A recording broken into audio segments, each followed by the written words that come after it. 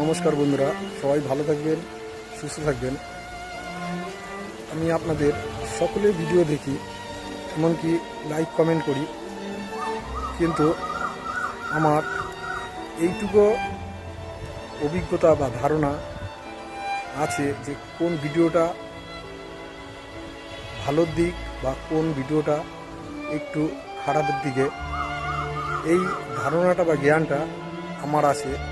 কিন্তু আপনাদের সকলের উদ্দেশ্যে বলি, ভিডিও এমন হওয়াই উচিত যা কিনা সকলে মজা পায় বা ধরেন কিছু শিক্ষণীয় ব্যাপার থাকে ওর মধ্যে, এমন ভিডিওই সকলের করা উচিত বা এটাই করণীয়।